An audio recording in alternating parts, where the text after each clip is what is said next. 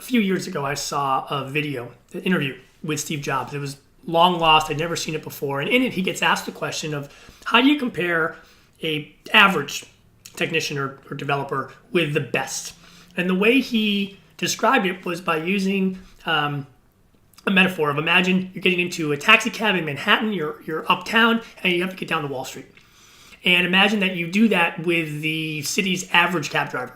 And then imagine repeating the exact same circumstances, same cab, same time of day, same traffic, except swap out and put in the city's best cab driver. How different would the experience be? How much time would you save? And I think the answer is not all that much.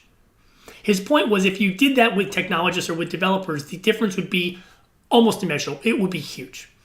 And so I think there's a couple of takeaways from that. The first one is, don't settle for average when it comes to technology. Even if you feel like you don't have a good ability to assess their skill set, just put a great deal of effort into choosing relationships that have to do with tech, because it has a huge impact. And settling for the average isn't good enough. That's number one. Well, then you might ask yourself, well, then what do I look for?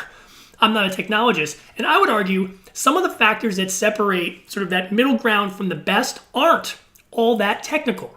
Sure, they have to have great technical chops. They have to have a baseline ability, but it's probably their ability to be thoughtful, creative, flexible, bring in new and changing pieces of information, rolling them into thoughtful solutions, being empathetic to the projects on which they work on and the people for whom they do them, and being able to bring all those factors together to build an optimal tool. Sometimes it means building less, curating things, having hard discussions, being able to sort of change hearts and minds. Those are interesting factors that, when added to a great deal of technical expertise, make for phenomenal engineers and make for phenomenal technologists. So don't settle for the average and push to find those qualities that go beyond traditional technology execution, because when you bring those to bear, I think they construct those phenomenal resources that could be a huge game changer for you and your project.